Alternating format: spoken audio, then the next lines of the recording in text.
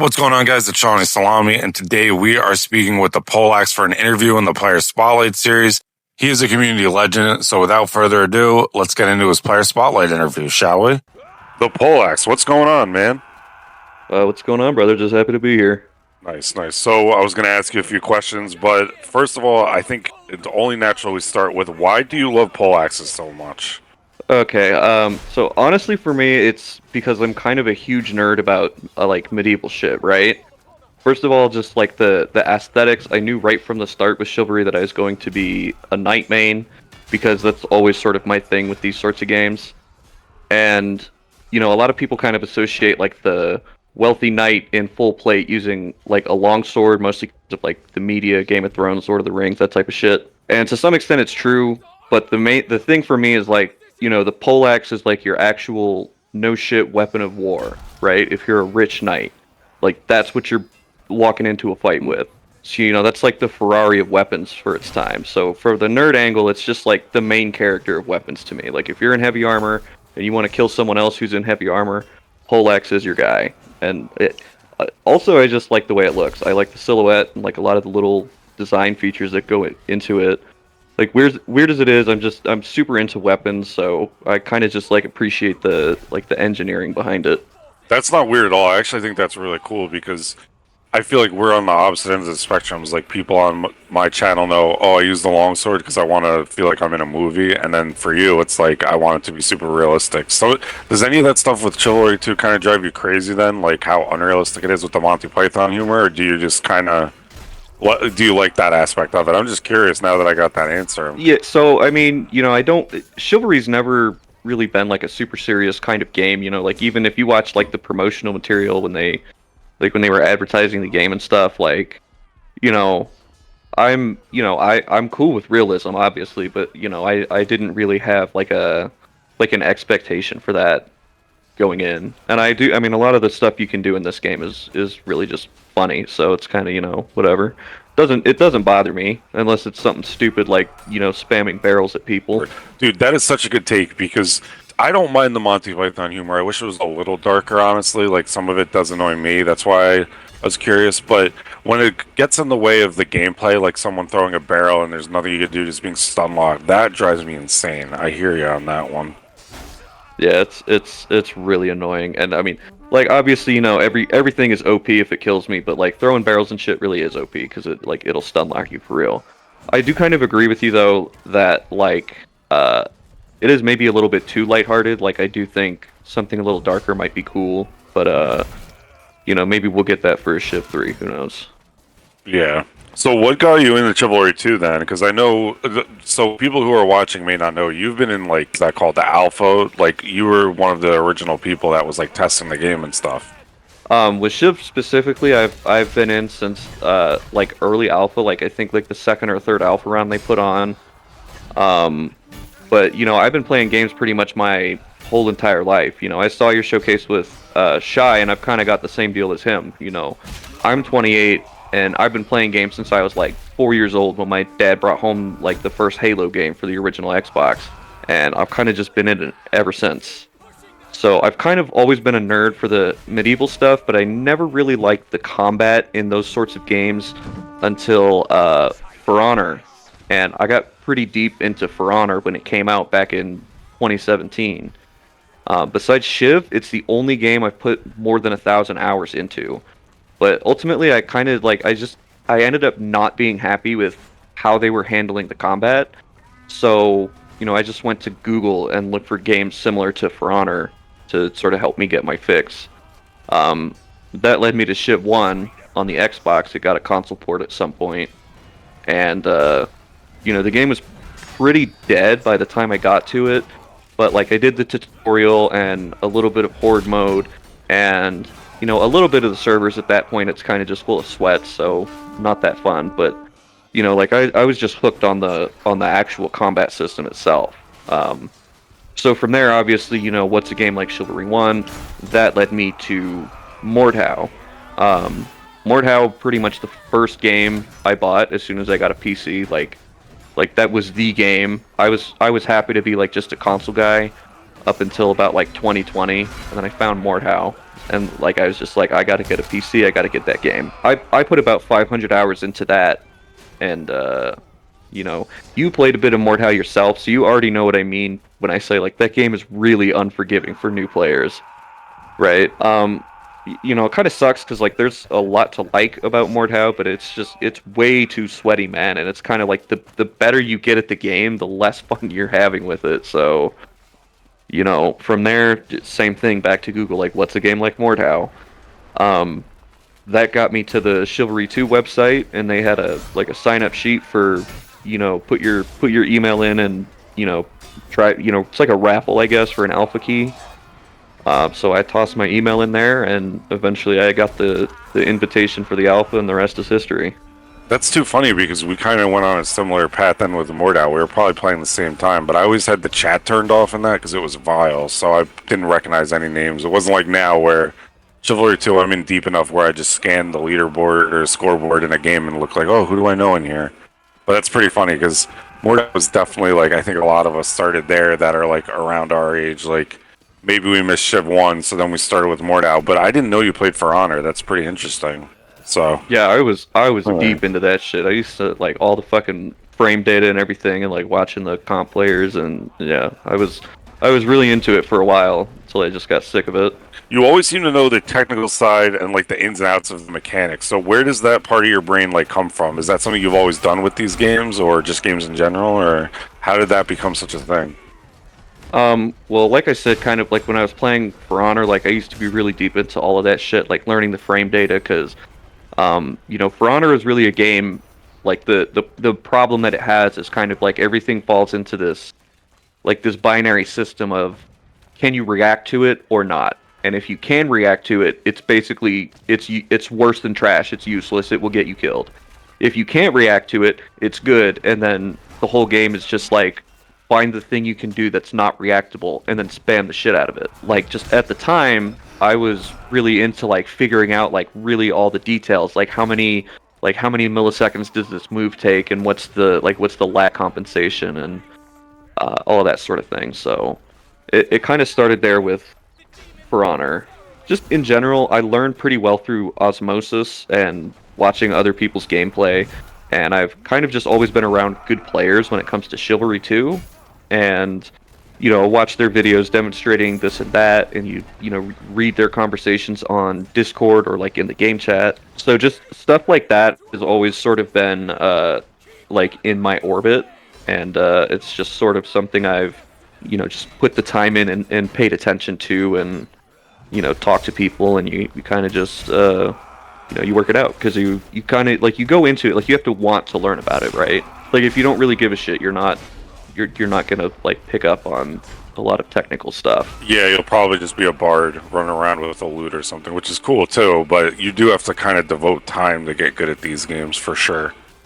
Yeah, so you know, I fought most of the best players in the game as well, which, you know, obviously they wiped the fucking floor with me.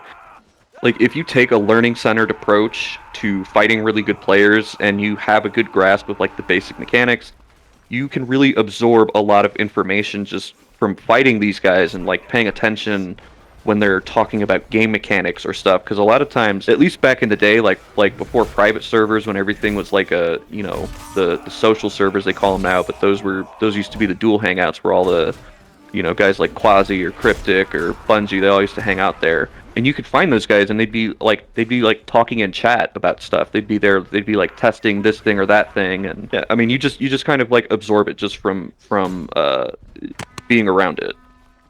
You know, even in, yeah, like even in your Discord, you've got guys like Shivering Cow, Llama, Stepbo, just a bunch of dudes who are just absolutely cracked at the game. Like, they probably know a lot more than I do. So, you know, you just pay attention to shit like that, and you sort of pick it up over time. And obviously there's also a ton of like just great guides out there, like, that'll explain everything about the game for you. Yeah, it's always so cool about that. It's been a real like theme on my channel recently about how the community aspect is what's carrying the game. Honestly, it's the beginning almost, because Tornbanner didn't do a lot, but it's always cool to see like people when they join my Discord, for example. When I joined Strida's and some others like that, I was kind of like that. you get a little intimidated because you're like, oh, that's a name I've been running into. But then you talk to these guys, and they're more than happy to help most of the time, and like even train people one on one sometimes. So I've always thought that was pretty cool. So I actually did write down this question. It's how in the fuck are you able to do some of these things on controller? But I think you kind of answered that. Is just from dueling like some of the top players and learning from them is how you're able to do that. I mean, sort of like that's definitely a part of it, but like honestly, there's not really a trick to it. It's just practice, man. Like Yeah. you gotta put in the work and like figure out where your gameplay has weaknesses, and then you gotta figure out like what can I do to sort of patch that up, and you just sort of take it one thing at a time. Like I spent a lot of time like individually on all of these things, learning like how to use spacing, like how to mix in like crouches to manage your distance, you know, really fixating on like attack timings and trying new things with footwork, learning to use alt attacks, like learning how to use jabs and kicks, and then, you know, just kind of applying little tips and tricks that you learn from, like I said, being around those good players. You know, and like most people who make videos, I obviously put my best foot forward in terms of the gameplay I choose to show. So, you know, a lot of times that fancy shit doesn't work out, but it's satisfying when it works, and depending on like what exactly you're talking about, like most of that shit has a use case. So it's like it's good to know. It's good to put the time in and practice. Yeah, absolutely. And for those who don't know, that maybe didn't know that Poleaxe was on controller, he also plays in first person. So some of the stuff you do is it's kind of fascinating because I think most people would think you were like a PC player spinning around, like, you know, the Reddit comments, like, oh, this is typical PC advantage. But nope, Poleaxe is a first person player also using controllers, so it's pretty mind blowing. It's an overlooked mechanic that you think is important as someone who's like knows the ins and outs of the game. Okay, so I actually got two things for this. Okay, great, Um, yeah. So the first thing, I'm not really sure this is like a mechanic as such, but it's super useful advice. So if you've ever wondered why some people seem to have a sixth sense for when you're behind them, it's because only enemy footsteps make noise, right? If you're moving around in the game and you hear footsteps that aren't yours, that is always an enemy. Your teammates do not make footstep sounds. Um, so if you're, you know, that's like a really good sound cue if you're just moving around and you hear the sound of footsteps somewhere near you. Like that's probably somebody who's chasing behind you trying to get a free hit. So, you know, you can use that sound cue and you can get the drop on him. You can just load up an attack and turn around and, you know, smack him in the face with a heavy overhead or whatever. Yeah, that's funny because I think I've never pointed it. I know that, and I've never pointed out in the videos. Yeah, so the second thing is that side dodges are longer than back dodges. And you will see this a lot with better players. Like if you go watch Bo's footage from like his player showcase or any of the videos that like he's put up on his own channel, if you pay attention, you can see that he really prefers the side dodge, and that's pretty much why. And you see that a lot with you know other good players as well, including myself. You can get a lot more value out of dodges if you turn to the side and side dodge instead of going straight back. I think that's something like I definitely notice. Like there are a lot of times where the side dodge gets me out of range in situations where the back dodge would not. So I think that's a really useful thing to know to sort of improve your survivability a little bit. That's fascinating because so for the sound cue thing, that's something I just figured out from playing so long, but I never knew that about the dodges. So it's kind of funny. I've never pointed out the sound cue of footsteps or enemy footsteps in a video. It's just something I think I forget. Maybe not everyone knows. And you're kind of good at like, I mean, you're really good at like teaching stuff like with your controller guide, for example. So what made you want to start doing YouTube? Because Poleaxe has a channel and it's going to be in the pinned comment, especially his controller guide. I recommend like every console player check that out. It's way better than mine. Mine's mostly just my settings, but Poleaxe really does a good job of like explaining things, teaching it, breaking it down, and so you can come up with the best settings for yourself. So what is that what made you want to do YouTube, is like teaching people things, or how did that come about? So yeah, that's pretty much like the reason I wanted to do videos in the first place. Like that kind of like that's kind of just like who I am as a person, right? I've been doing that shit since I was like a child. Like when I was in elementary school, right? I was in like second grade or something, and I used to love like going and reading to the younger kids, like the kindergartners, and sort That of is like so helping them, yeah, just sort of like helping them like work through. I mean, it's elementary school, so it's basically just teaching them like how to read, like what do you do when you run into new words and shit like that, elementary school shit. But it's Um, the mentality I think is so cool there. yeah, it's kind of always just been my thing. Is like, I like to help people, and you know, I know how it is to, there's a lot of stuff that I just like, I can't really seem to wrap my head around, and I've had good teachers in my life, so I kind of know like how like impactful it can be to have somebody who knows a lot about something, and they can break it down for you in a way that is understandable. Um, so that's kind of like where the actual desire to make videos come from, and like you'll notice all of my videos pretty much are focused on either teaching you something or like teaching you how to learn from your own gameplay.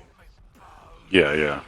But as far as like what actually like got me off my ass and like motivated me to actually go do it, right? Because I've wanted to do, like I actually did a couple videos back when I was playing For Honor. Those are long since deleted off my channel, but like I had tried it and then I put it down, and kind of what put me back on it was, uh, I'll do the same thing as everybody else, and I'll glaze you because it's honestly you, bro. Because like the only Chivalry YouTubers that I really ever used to watch was like a little bit of Ziggy Lotta, a lot of Strida stuff, and you. And don't take this like I'm talking shit, but Ziggy and especially Strida had like a whole thing already going with their channels. Like Strida's got a logo, he's got like a nicely edited intro, and like he sells merch and all that type of shit. Um, Ziggy's really prolific and he's pretty good in the editing room, so he used to have like kind of a sense of like style and all that.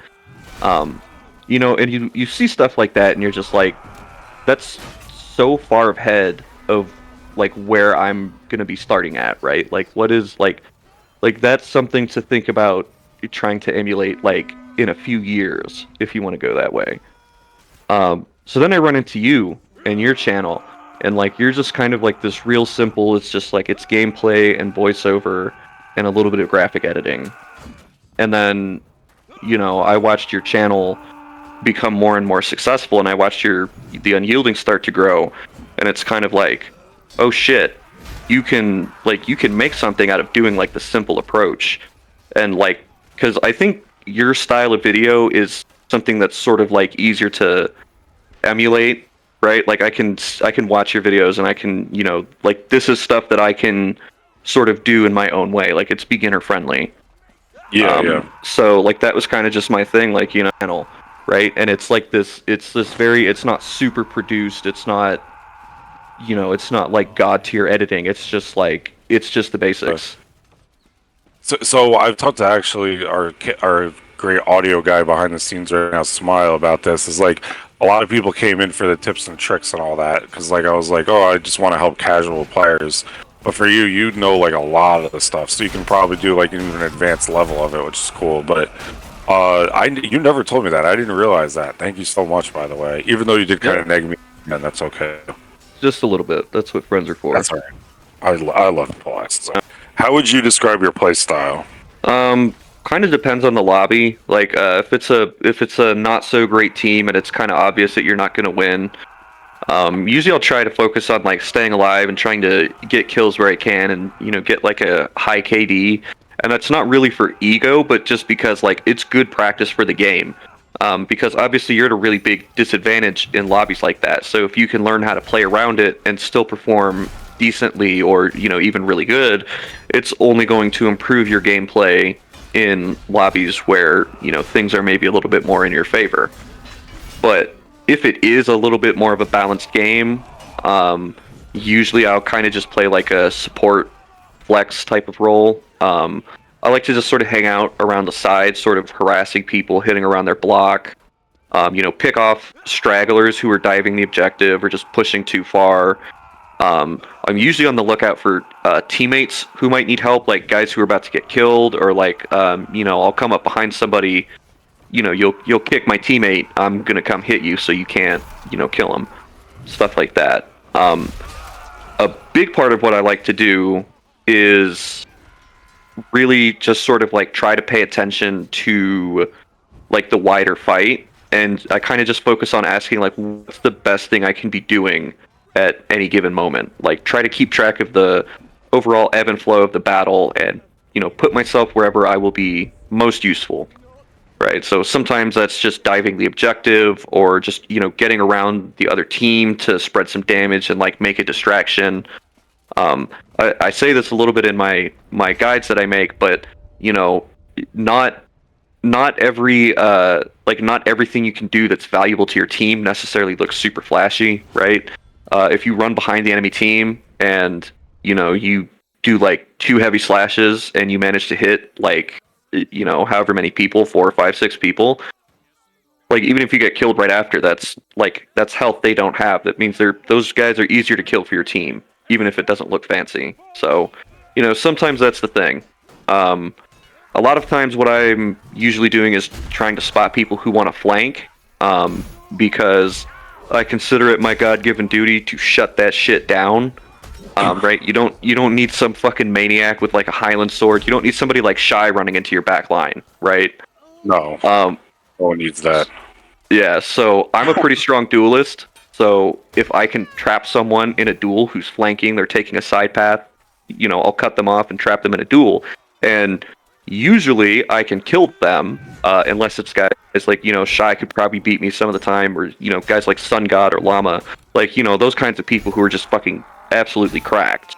But, for the most part, if I can trap you alone, I can kill you. And even if I can't, I can at least keep you from getting, like, to the rest of my team, where you're going to do a lot more damage than just killing me. So, overall, it really just kind of depends. Sometimes you just go into the meat grinder. Like, sometimes the best thing you can do is just get at the front line and just try to rack up kills and just help your team push. But it really it depends what's going on and how the fights are going. Like, where are the spawn waves? How big are they? And just, for the most part, I kind of just try to figure out, like, where's the best place for me to be? Like, where am I most useful?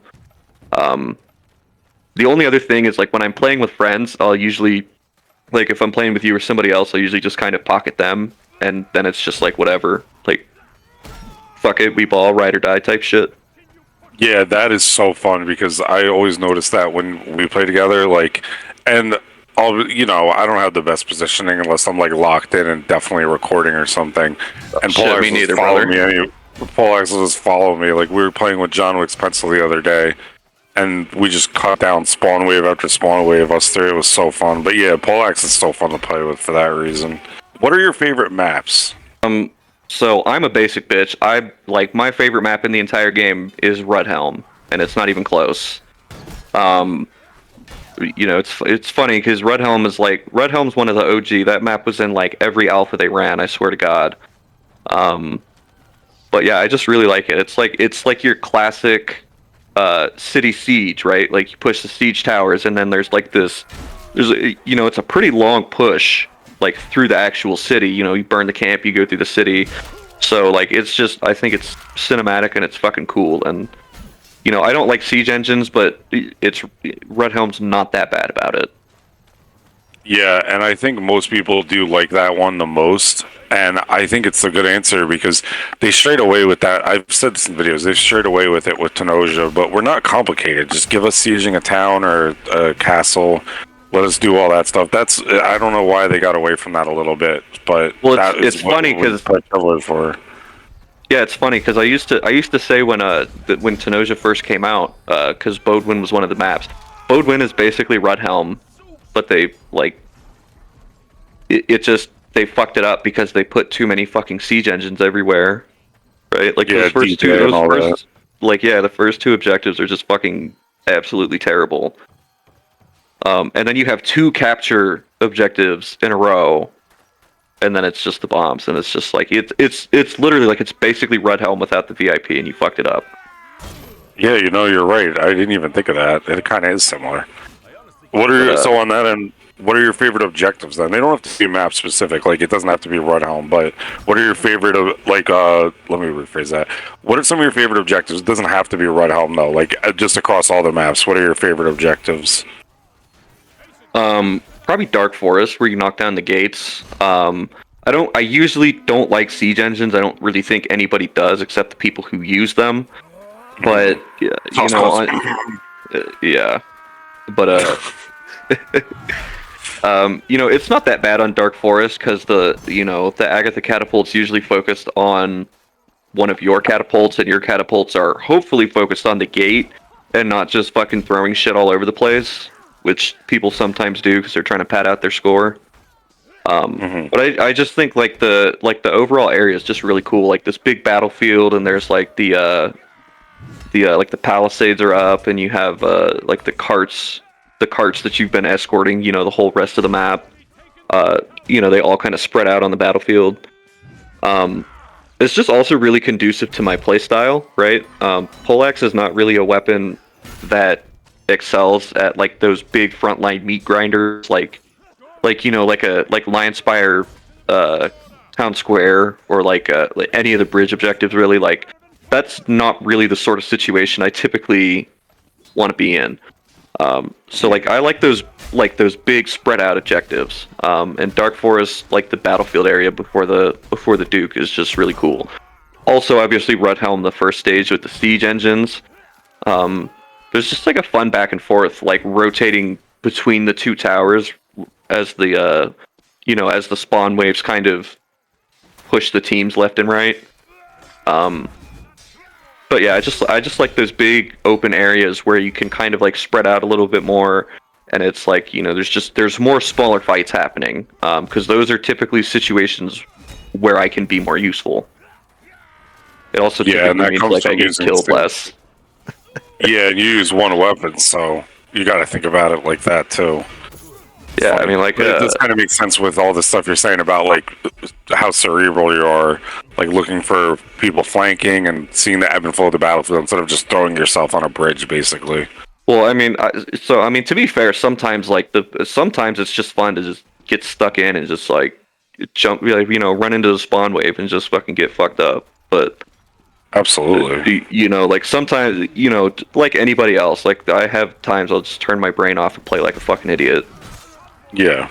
But like, that's kind of just like if I'm paying attention, that's kind of my thing. But yeah, those sorts of objectives are kind of like they're kind of Poleaxe heaven.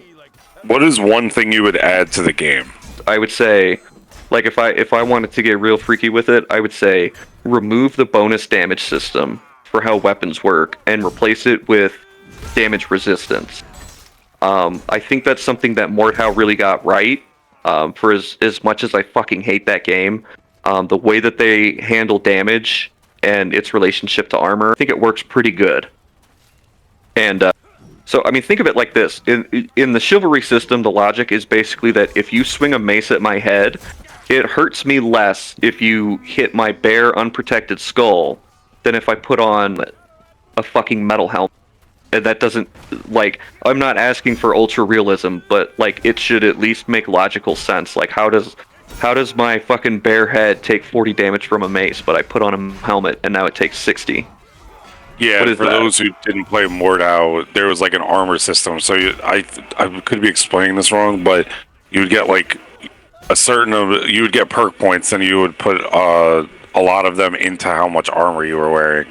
So yeah, I get what you mean, because we were talking about that a little earlier. It was like sometimes it's not realistic enough. Like I know they want to be goofy and stuff, but when it comes to like actual combat, that part can ruin your immersion a little bit, where it's like, yeah, I totally get that. Yeah, so it's just like, make weapons do more damage in general. I mean, obvious exceptions, fucking like Messer and Highland Sword don't need more damage, but like take the weaker weapons. Like, take something like Mace that does 40 damage and make it do 60 damage, but make it so each class has a certain amount of damage resistance, right? Yeah, almost like flip it around almost. So if you hit a Vanguard with your Mace, so if you hit a Vanguard with your Mace, it does like, 55 damage instead of the full 60, and if you hit a Knight with it, it does, 50 damage instead of the full 60. And I think that I like it's a lot of work, and you would have to like rebalance all the weapons individually. But I think like if they had done that at some point, I think we'd have a much healthier like weapon balance overall in the game. I think it would like I think weapons would not certain weapons would not feel as oppressive or as bad as they currently do. Honestly, just like just really just the whole experience of like being here since the start, and kind of like coming in as a noob while everybody else is also a noob. That was a You know, fun time. I didn't play the alpha, but I do miss that a lot. Before like Game Pass, before the Steam release and all that. yeah, like it was just everybody was figuring shit out on their own, and they getting together and collaborating and figuring shit out together. And it was just really good, like sort of I don't know, like I feel like those are the times where you can like really feel yourself getting better at the game, right? Because you pick up like on this new thing, like you learn how to you learn how to feint a counter, right? And like now it's suddenly like like that's sort of like where the game clicks, and that's like you know I don't know, just like having that moment, and then like just being in the community and like sort of seeing everybody else also have that moment is just like really cool. Yeah, absolutely. So last question, Poleaxe. What keeps you playing Chivalry 2? So I'll be totally honest. At this point, it's mostly just love for the genre more than chivalry itself. Also, obviously, the community, like you said, the community is huge, and that's like really that's always been a big part of the appeal of chivalry. Like, if I don't think I would have stuck with this game if I wasn't like involved in the community, right? But like it's really just kind of the genre itself at this point because I love the melee slasher genre, right? I'm not like a super OG, like I haven't been playing since like the original Age of Chivalry mod, but um I've been involved in this sort of genre for half a decade now or thereabouts, longer if you count For Honor. I don't really because it's not really the same kind of game, but um so it's really just like, I'm ready to put chivalry down. Um but it's sort of like there's nothing else to get my fix right now. So like fiefdom, ad mortem, I will absolutely move on to those games, but I do want to support like the overall genre, and right now the best place to do that is through chivalry.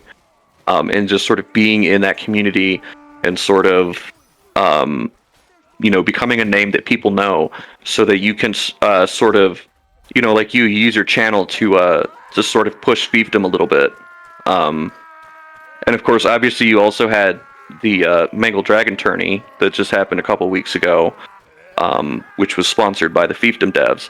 So for me, like that's kind of like where my mind is at right now, is on the future of the genre. But like for the time being, chivalry is the place to be if you love like the melee slasher games and you want to sort of help like get in on the ground floor and get into the community and sort of help do my small part to sort of help push this genre more into the mainstream. Because I know you already believe this, and I know guys like Strida have talked about it as well, but I think if the right project comes along, like this melee slasher genre could like it could really make it big. Absolutely. Yeah, and that's a great answer because I think most of us are not really.